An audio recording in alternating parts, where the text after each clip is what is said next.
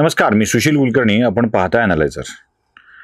आजकाल न्यायपालिकेची एकूणच भूमिका बघितल्यावर माझ्या मनामध्ये काही प्रश्न उपस्थित होत आहेत.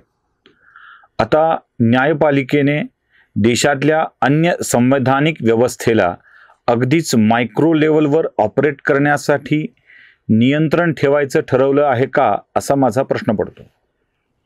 म्हणजे या देशाच्या अनेक व्यवस्था आहेत, अनेक पिलर्स आहेत. त्याच्यामध्ये न्यायपालिका हे एक महत्त्वाचं पिलर्स आहे, कार्यकारी मंडळ एक पिलर्स आहे आणि कायदे मंडळ एक पिलर्स आहे. पत्रकारांनी उगाच आपला चौथा खांब नेऊन तिथे लावलाय आणि आम्ही म्हणजे चौथा खांब असं सांगितलंय.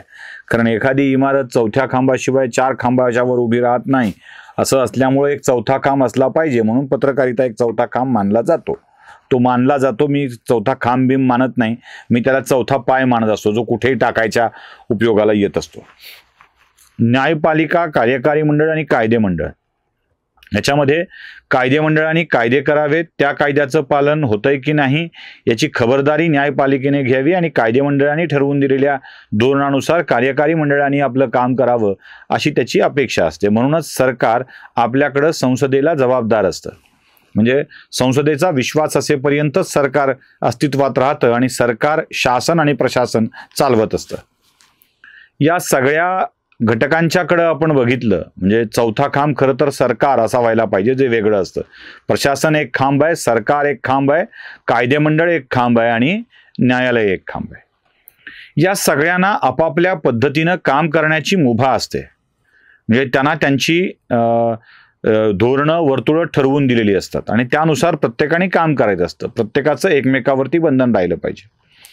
संसदेला कायदा करण्याचा अधिकार आहे म्हणून घटनाबाह्य कायदे करू नयेत असं देखील म्हटलं जातं. देशात 150 वेळेला घटना दुरुस्ती होते आणि तरीही ते कायदे अंमलात येतात, ही भाग वेगळा. तर घटना कायदा या सगळ्या गोष्टी लोकाभिमुख असतात आणि त्या लोकाभिमुखच असल्या पाहिजे. त्याप्रमाणे त्यात बदल देखील होत असतात. ते केलेले आहेत. 150 वेळेच्या वर बदल आत्तापर्यंत झालेले आहेत. पण सरकारने प्रशासनामध्ये किती ढवळाढवळ करावी, कायदे मंडळानं सरकारमध्ये किती ढवळाढवळ करावी आणि न्यायपालिकेने या तीनही क्षेत्रामध्ये किती ढवळाढवळ करावी, याला काही मर्यादा आहेत. मला हे यासाठी सांगायचं आहे की न्यायालय राज्याच्या विधानसभेच्या अध्यक्षांना जे काही डायरेक्शन्स देत आहे, जे काही सूचना देत आहे, ते एका केसच्या खटल्याचा भाग म्हणून देत आहे. म्हणजे न्याय व्यवस्थेच्या एकूण चालविण्यावर, ते देत असलेल्या निर्णयावर, त्यांच्या अभ्यासावर, त्यांच्या हेतूंवर आमच्या मनामध्ये कोणतीही शंका नाही, कोणतीही नाही. कारण ते आपापल्या पद्धतीनं काम करत असतात. आम्हीच ठरवलंय, कारण आम्ही भारताच्या लोकांनी स्वतः संविधान तयार करून स्वतःप्रती समर्पित केलं आहे आणि लोकांनी लोकांसाठी लोकांद्वारे चालवलेले राज्य म्हणून मान्य केलं आहे. जशी आम्ही सरकारी नोकरांची यंत्रणा निर्माण केली आहे, तशीच सरकारी नोकरांची पण वेगळे अधिकार देऊन न्यायालयाची निर्मितीही आम्हीच केली आहे. आम्ही म्हणजे आपण सगळे भारतीय लोक मिळून. जेव्हा आम्ही एका कलेक्टरला, तहसीलदारला काही अधिकार देतो, काही नियम देतो, काही कर्तव्य देतो, काही कालमर्यादा घालून देतो, त्याच्या हेतूवरती शंका उपस्थित करतो, पंतप्रधानांना विशिष्ट काळ देतो, आमदारांना काळ देतो, खासदारांना काळ देतो, मंत्र्यांना काळ देतो, अधिकार देतो, कर्तव्य देतो, तसे न्यायालयालाही आम्ही अधिकार आणि कर्तव्य दिली आहेत. पण त्यासोबत त्यांच्यावर कोणीही शंका उपस्थित करणार नाही असा वेगळा अधिकार दिला आहे. पण न्यायालय जर या सगळ्यांच्याच मध्ये हस्तक्षेप करणार असेल आणि अगदी सूक्ष्म पातळीवर नियंत्रित करणार असेल, तर विधिमंडळाचाही आदर राखला गेला पाहिजे, हे सुद्धा कोणीतरी ठासून सांगायला हवं. परवा मुंबई हायकोर्टाचा एक निकाल मी बघितला. ही काही पेशवेशाही आहे का, असा शब्द निकालामध्ये वापरलेला होता. मला त्या न्यायाधीशांच्या अभ्यासाचं आश्चर्य वाटलं आणि त्यांच्या ज्ञानाविषयी अगाढ श्रद्धा आणि आदराची भावना वाटली. नतमस्तक व्हावं वाटलं. पेशवेशाही नावाचा नवा शब्द त्यांनी इंट्रोड्यूस केला. पेशव्यांची शाही होती कधी, जरा त्या न्यायाधीशांनी स्पष्ट करून सांगणं आवश्यक आहे. पण नाही, हे कोणी स्पष्ट करणार नाही की हे कोणी सांगणार नाही, कारण ते सांगण्यात त्यांचं नुकसान जास्त आहे, त्यामुळे हे सांगणार नाहीत. तसं उठसूट महाराष्ट्राच्या विधिमंडळाला, महाराष्ट्राच्या सरकारला मला एक कळतं, म्हणजे माझ्या बालबुद्धीला जेवढं पटतं तेवढं सांगतो.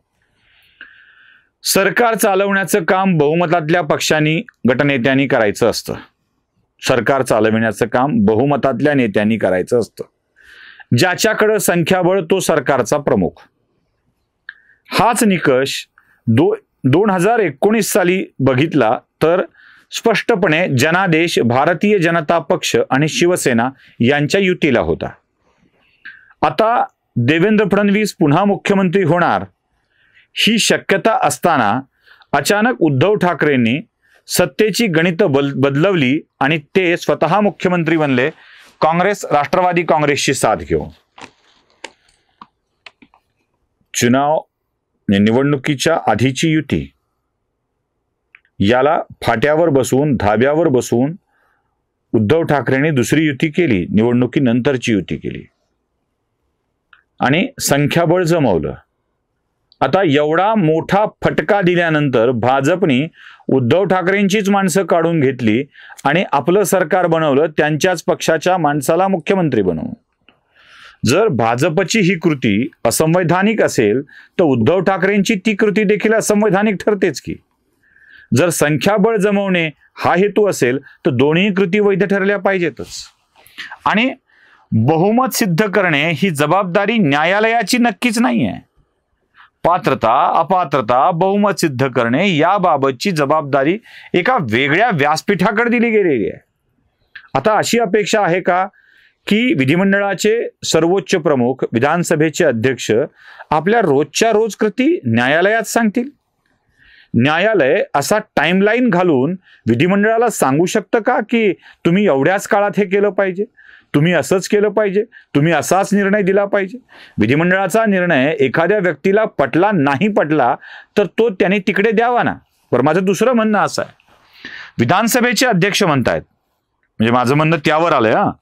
विधानसभेचे अध्यक्ष म्हणतायत की मला लेखी स्वरूपात आदेश दिलेला नाहीये, तोंडी आहे तो जे काही आहे, मी माझा पाळणार आहे, संविधानाची, सभागृहाची सार्वभौमत्वता मी पाळणार आहे, असं विधानसभेचे अध्यक्ष म्हणत असतील तर न्यायालयाकडून सुद्धा लेखी आदेशामध्ये याची नोंद का होत नाही जी तोंडीमध्ये होते? ती होत असेल तर उत्तम आहे.